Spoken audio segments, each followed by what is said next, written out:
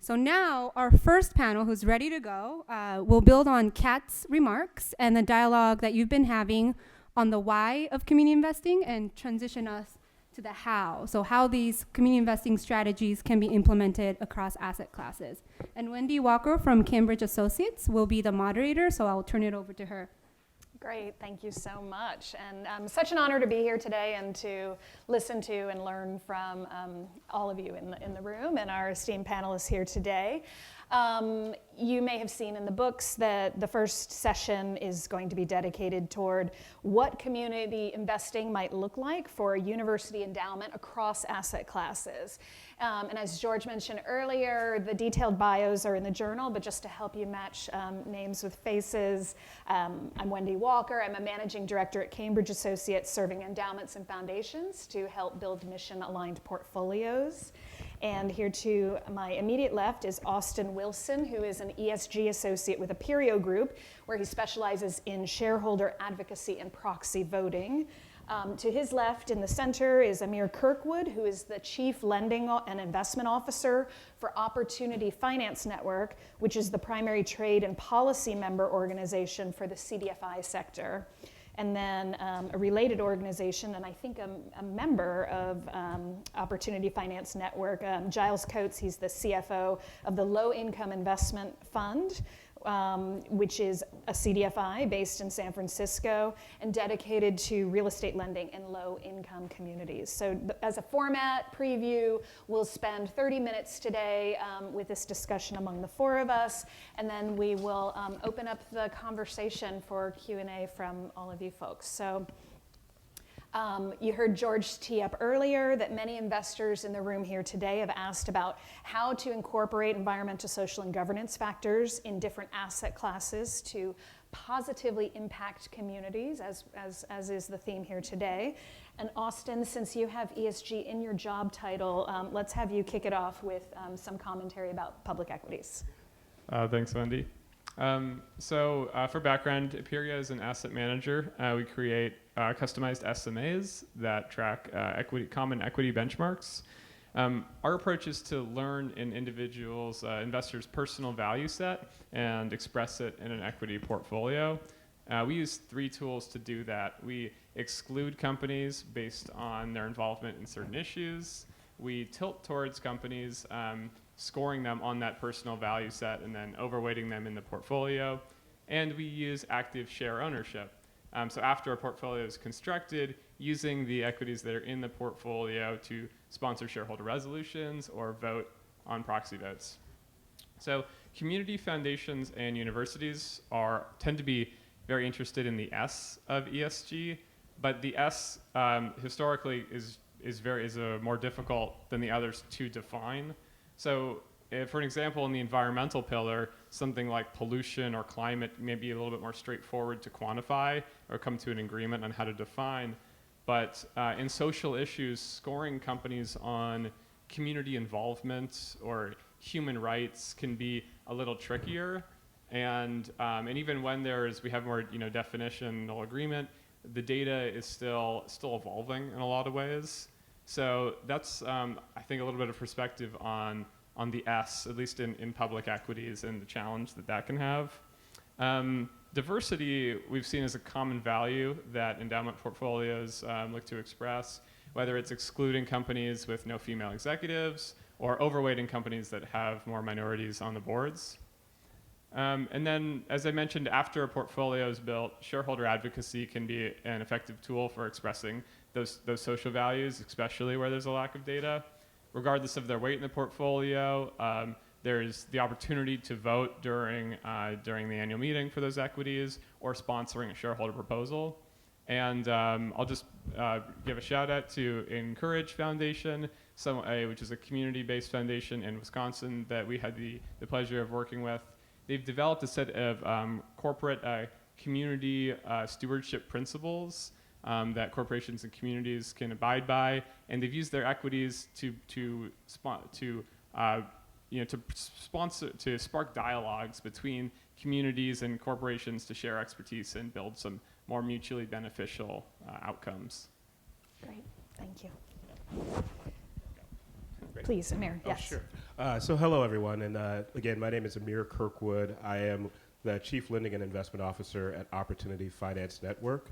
Just a little bit about Opportunity Finance Network. It is a roughly 270 member network organization that is comprised primarily of community development financial institutions. We operate in all 50 states, and the purpose is to sort of support the CDFIs and all the work that they do from three perspectives. We say money, strength, and voice colloquially inside of our organization.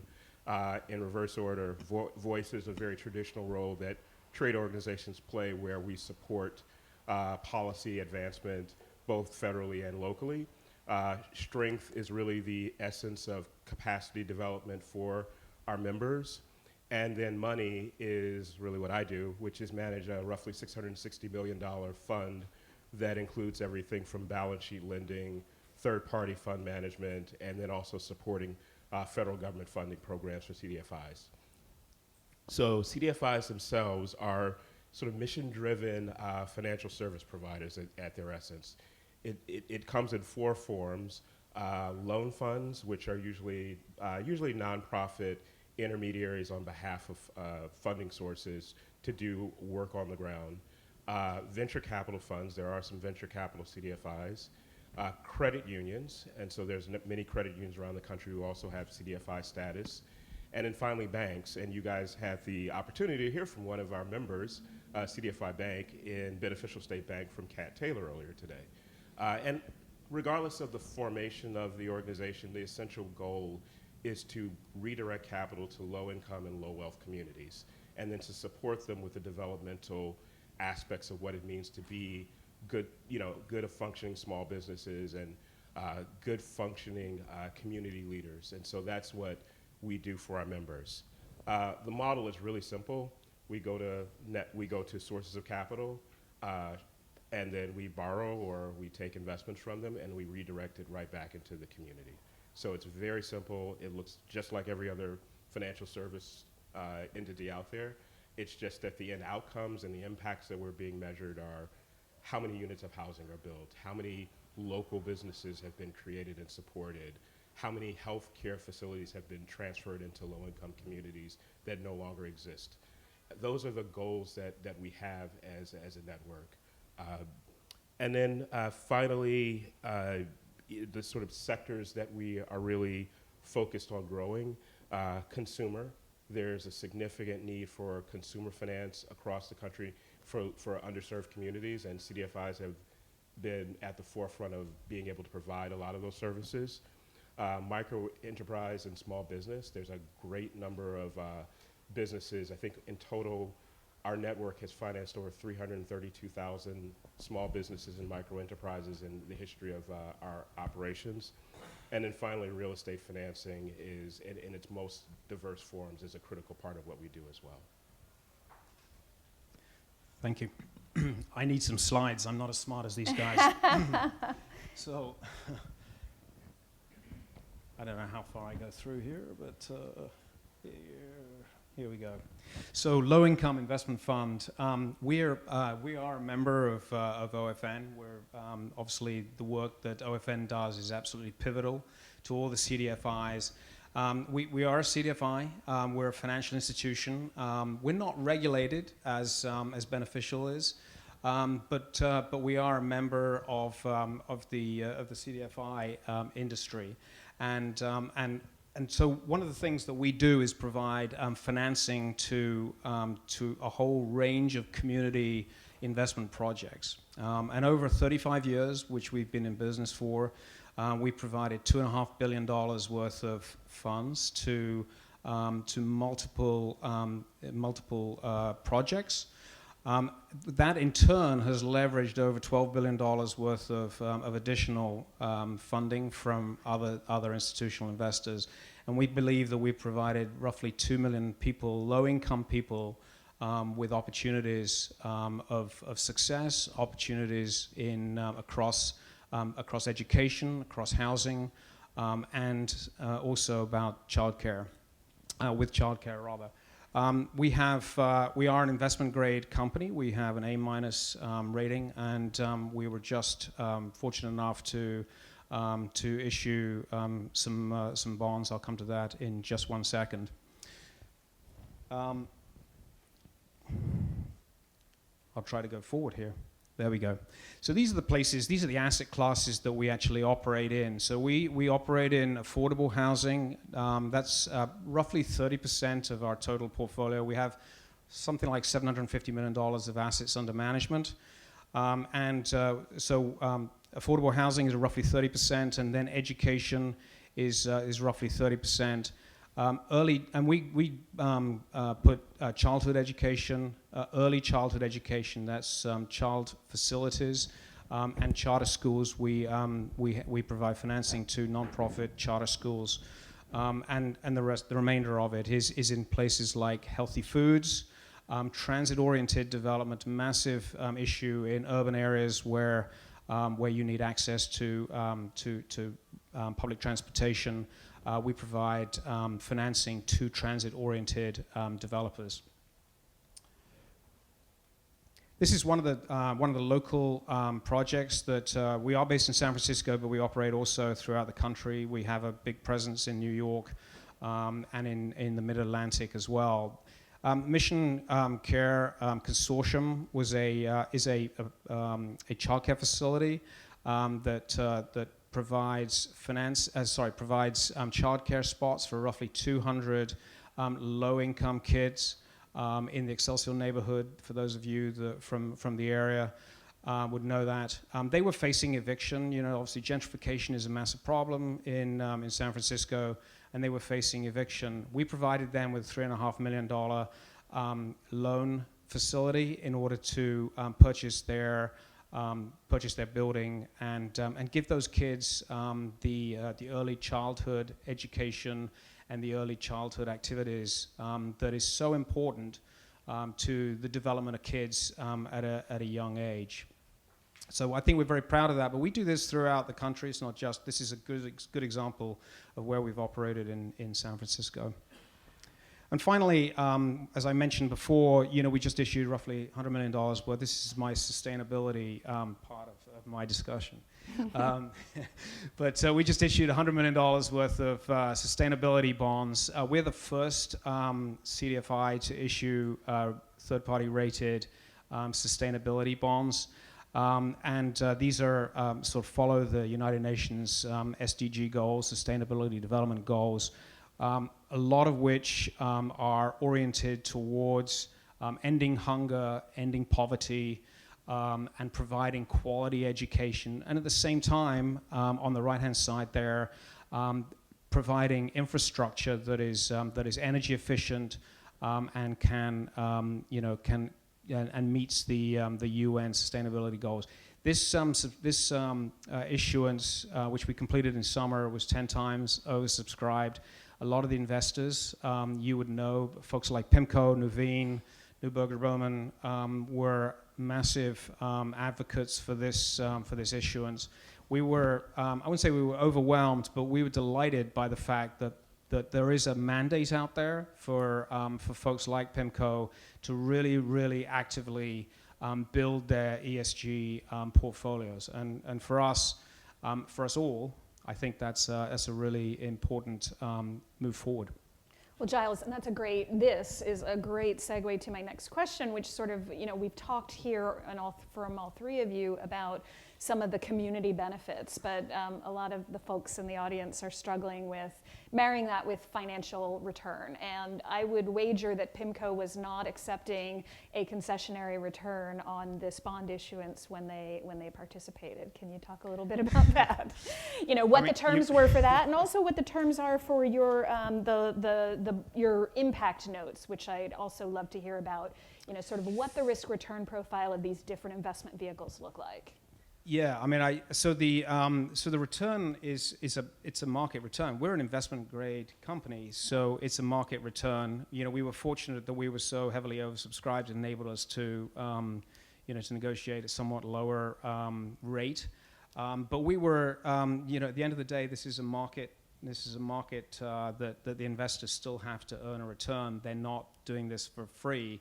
But clearly they have a mandate out there, and they really want to get, there is a dearth of supply, and so they were very active in saying, how can we continue to work together to, to build on our ESG mandate.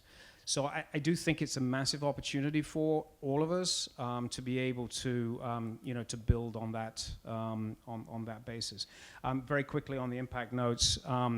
So my colleague Tyler, who is here, is our point person on the impact notes. The impact notes are typically for investors who are prepared to stump up 50 grand or more. So if anybody wants to give me a check on the way out, I'd be happy to run your KYC and AML stuff as well at the same time.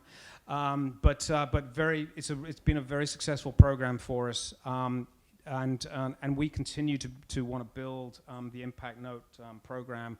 It's something that our friends at CIP, who I know are here somewhere, have a very active program in as well. So it's a really great way for people to get involved, put up to buy notes. Now the market rates are not as attractive maybe as you would expect, but you're also doing a fantastic amount of good as part and parcel of that.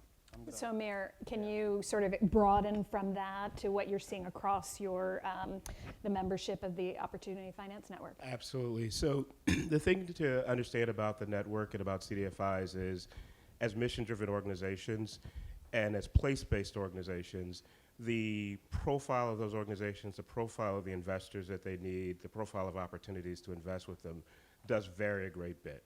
So organizations such as LIFT, where Giles works, is a very large CDFI with a very diversified portfolio, able to go to S&P, get rated, go to the market, and demand a market and provide a market rate return to investors. There are CDFIs, however, that are very localized in how they approach things, and so where we found investors to find opportunities to work with them is sometimes it's at the project level, sometimes it's at the localized fund level, and at those levels, they're able to sometimes generate returns, and sometimes there's a concessionary nature to it. But it does have to, the strategy that you take on does have to reflect the diversity of the CDFIs that are in the market. Simple case is we have native CDFIs in our network. And as Kat spoke about earlier, there's some unique factors in investing in native communities. The one thing I would say universally about CDFIs is the secret sauce is actually the technical assistance component to what CDFIs do. And as a result, our loss rates as an industry are extremely low because the investment in risk mitigation is not from the perspective of, I don't want to lose you money. It's from, I want to have change in this community happen. And change in this community won't happen unless there are outcomes that are impactful for the communities. And so that's the skin in the game that CDFIs bring to the table. And as a result, even though there are, again, degrees of size, complexity, ability to meet market returns in CDFIs, it's that ability to mitigate losses by investment that I think is the difference. One quick example, and I'll move on, is where institutions and endowments have been able to have impact is actually working in place-based strategies. A couple examples, one specifically in Chicago, there's a hospital called Rush Presbyterian. Rush Presbyterian has 2 campuses, both located on the ends of the west side of Chicago, which if anybody knows Chicago is basically the worst community in Chicago, most impacted by crime, low education, all the social determinants of health that you hear about, ground zero right there. Rush has invested, along with 3 or 4 CDFIs, in programs that are designed to address social determinants of health. And so the investment that they're making are generating market returns because they are investing in housing, in healthcare, in facilities financing, but it's a very direct way in which they're able to approach investment and generate a return as well. That's great. And Austin, can you take us then maybe from these hyper-local examples to a given community to communities more broadly, which is how I think a lot of us think of public equities, and yet, so can you talk to us how investors can still get that broad public equity index-like exposure that you folks target while still having a local community impact. And I think you mentioned a case study in your intro remarks. Yeah, well, I'll mention first, just on the performance side, we're not an active manager, so we're not seeking to outperform equity benchmarks. For a given value set, we're seeking to forecast how closely that's going to track the equity benchmark, and we're always balancing that tracking error with that value intensity. So it's a very different conversation than if we were seeking alpha in that way.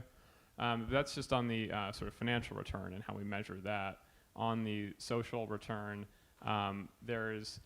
we're measuring, given a value set, we're evaluating every company that's in the given sort of universe there, and then comparing, well, here is your portfolio, here's the index, and you can see that there's a higher score, given market weight in your portfolio. And we can also do that on things like carbon footprint and on a couple other more granular measures. I think right now we're seeing, just in general in the equity space, a kind of explosion of different sort of reporting tools. And as I mentioned, on the social side, those tend to be the most sort of complex.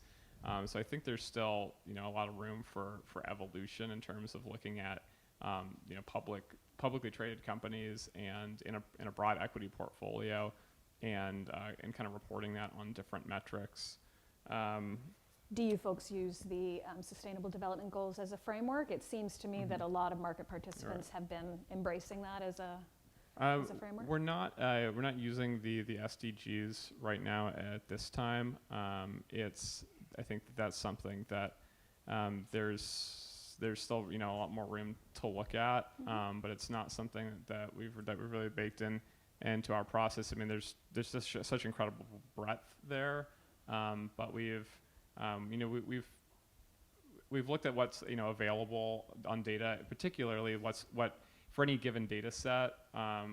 We need something to cover a really broad equity benchmark, like all cap US or all world stock. So finding a data provider that can cover in a really accurate, robust way that many companies, that's really the challenge we face in equities. And for things like the SDGs, I don't think we're there yet.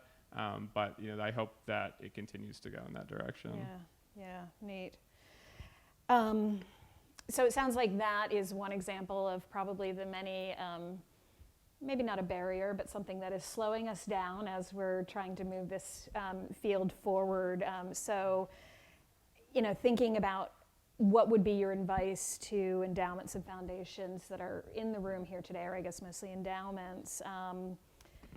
Do you feel like any of your current clients could serve as case studies, or what is your team from Aperio observing in institutions that are getting over some of these initial hurdles and starting to deploy capital?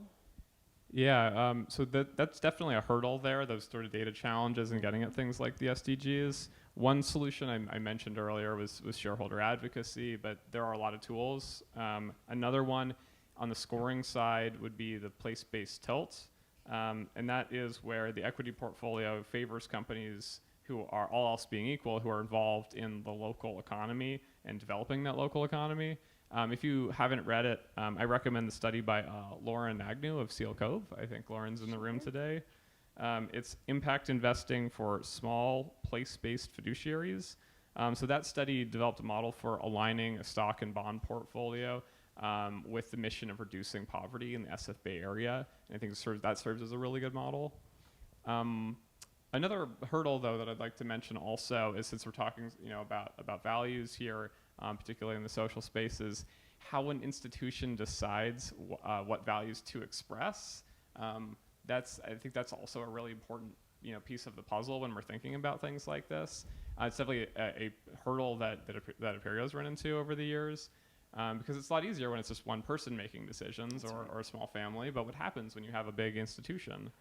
So we've had the opportunity to think through that with universities, often working with Cambridge Associates, and also with community foundations, like East Bay Community Foundation, who you're going to hear from later. And we use a process called the social conversation.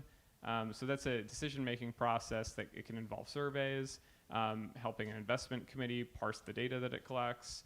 But there's just so many different ways to go about it. For universities, one thing that they've seen is a particular Northeast university that we worked with, they just wanted to survey their entire student body and their staff, and then take that data and then collect it up on the investment committee level, and then parse that to make their investment decisions and define what their value set is. So that was really fascinating, and I think, figuring out how you're going to make that determination and then figure out how to implement it, I think that's the direction the process goes. Right, wrangling with stakeholders. I think a lot of us have experienced some challenges there. So, Giles and Amir, I'd be interested in what you two are seeing in terms of the CDFI space, in terms of endowments coming in and investing, either directly in your product or, I know I have a lot of clients that are looking at, say, affordable housing projects, so they might be coming in on the equity piece of something that you're also helping to finance, or perhaps through a direct lending strategy. So what are you seeing from endowments, and do you have any thoughts about getting them off the sidelines? Yeah, I can start. I think that there are a number of endowments nationally who are well-versed actually in investing in CDFIs and may not realize it because they're investing in housing portfolios and have bought notes from groups like LIF or some of the other CDFIs. So it's kind of the low-hanging fruit to be able to buy something that's got underneath it a securitized asset. So that's a part of it. I think that you're seeing increasingly universities and healthcare institutions utilize their endowment funding to support local-based strategies, not so much because they see it initially as an investment opportunity, but because they themselves are anchor institutions in those communities and recognize that there is a value in partnering with those communities around their own health as an institution and the community's health tied together. A real quick shout out to that as an example is, and I believe he's here, Dignity Healthcare, Pablo Bravo is I think in the room. They are an investor in something called the San Francisco Housing Accelerator Fund, which is really just addressing the dearth of affordable housing and the problem of essentially gentrification leading to displacement in the Mission District. So that's a very direct example of how an investment by an endowment can actually have a real quick, impactful outcome for a community. And probably for the institutions themselves too, yeah, right? and for the when sometimes what we do with our clients is we talk about the broader benefits to the enterprise of the organization that the endowment supports, because there are ancillary benefits for these community developments. Giles, did you have anything to add there? I can't be as eloquent as Amir was, but absolutely. I think that we are primarily financed, I will say this, that by CRA-motivated banks. We do have financing from the capital markets, but most of what we get is from CRA-motivated banks. So so folks like like Chase, and Morgan Stanley and what have you, they provide us with financing, relatively low-cost financing, which matches our assets. One thing I would like to go back to is just something that Amir said, which was that we are able, as a CDFI, as basically an unregulated institution, we're able to do things which are a little bit more flexible, a little bit more patient than what the regulated institutions are able to do. We can, if the borrower needs to extend for a year in order to get to a certain point in the life cycle of the project, we're able to do that, and that doesn't necessarily impact risk-based capital in the same way as a financial institution would have to deal with. And so, we're very, very fortunate in that. It gives us tremendous flexibility. It also enables us to work with borrowers when they hit, obstacles. Work in real estate. You've got to work with the state. You've got to work with the city, and very often, and with the constituents of the local community. And very often that runs them into delays, and we're able to provide financing that allows them to work their way through to a solution in each of those situations. And that, I think, is where we add such a lot of, the CDFIs add such a lot of value. And to Amir's point, we basically, the credit history of CDFIs is really quite unbelievable in terms of, through 35 years, we've deployed $2.5 billion, and we've lost just over $3.5 million. It's a pretty good return. A pretty good credit history. Right, so on a risk-adjusted basis, yeah. the returns might be very Sorry, compelling. I didn't answer your question at all, but I thought That's fine. maybe it wasn't an interesting question, so let's turn it over to the audience and see if they can come up with some good, interesting questions for you three.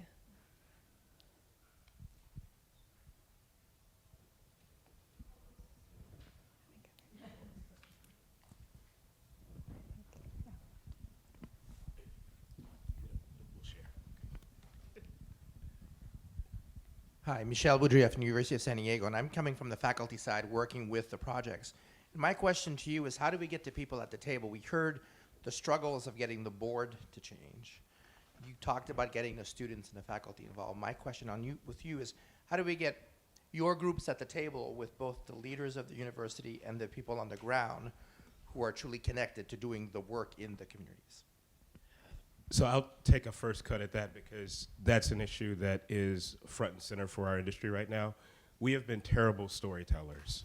We have been terrible communicators outside of the world of, and for a very specific reason, as Giles indicated, our industry has been backstopped by Community Reinvestment Act and by banks, regulated banks, for 30, 40 years. And so now we realize that we need to tell our story better. Simple example is resiliency financing is a big part of the overall question of how do we address climate change. CDFIs have been doing tons of resiliency financing. Hurricane Irene, Hurricane Katrina, Hurricane Harvey, pick one. More than likely, if you go to the worst community in those areas, it's a CDFI that's doing the infrastructure financing, the housing financing, building the businesses up, doing all those things. And what CDFIs have been saying forever is, oh, it's low-income housing, or it's low-income or low-wealth communities, and it's like, no, you've been doing resiliency financing, and you should have been going and telling investors who care about resiliency financing that we've done $1 billion worth of it over 20 years or so. But it's storytelling is a real critical piece of a challenge that I think we're facing as an industry, and we'd like to learn how to do it better so that you all will understand just the impact that we can bring.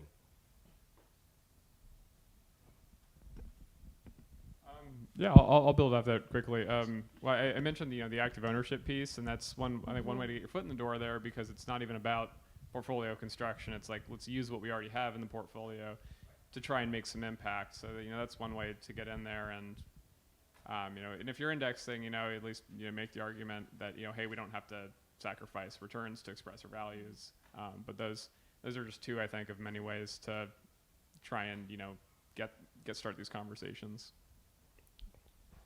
Hi, for the folks on the CDFI side, what's your view on financial technology?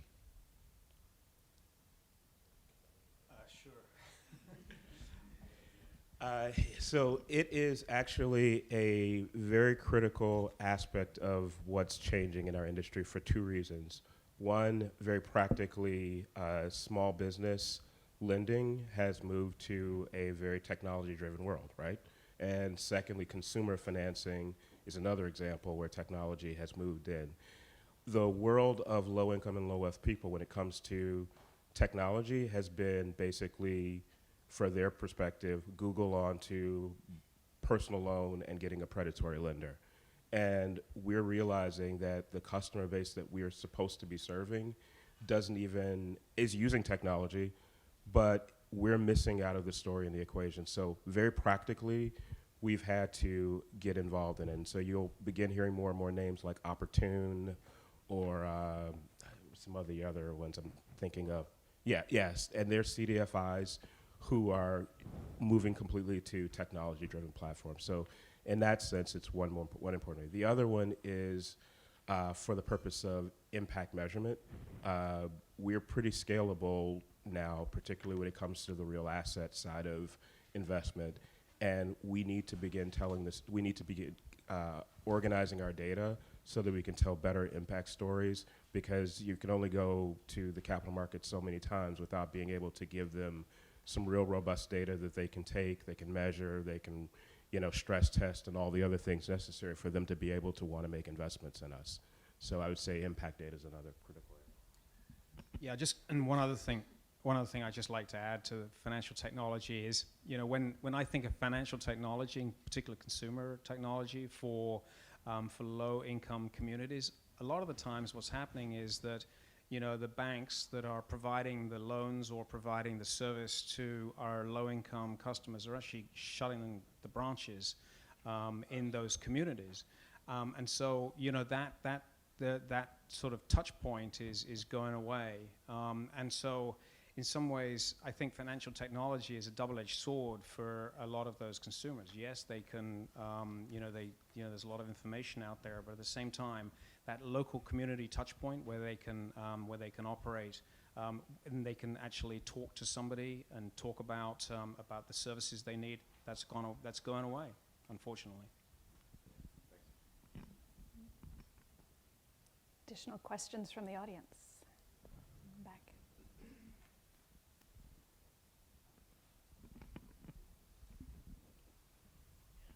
Stephen Malta with the Bay Area Council. A question for Amir. I'm curious, from your vantage point of your CDFI network, to what extent are you seeing an opportunity, or to what size of an opportunity do you see for lending alongside the new emerging opportunity zone capital, the equity capital? And to what extent are you seeing your members also step up and take equity positions as well, managing equity now?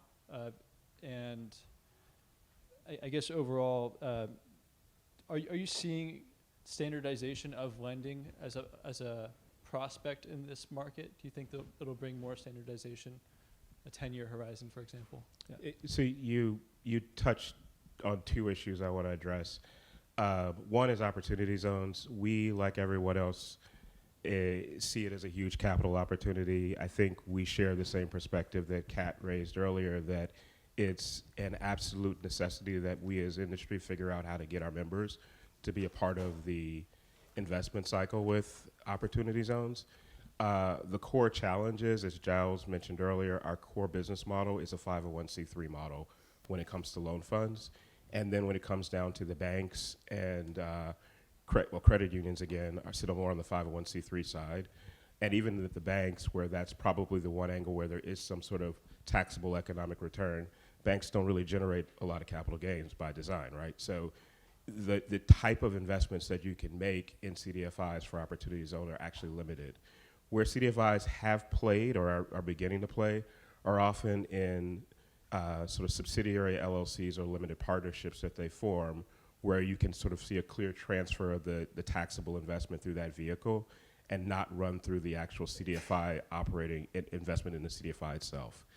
I think the critical thing that we're looking for as an industry out of this, however, is what is the equity that comes from utilizing opportunity zones. I mean, the reality is, and we all know it, is that low-income housing tax credits, new market tax credits, pick a tax program, most of the economic benefit still goes to the investor.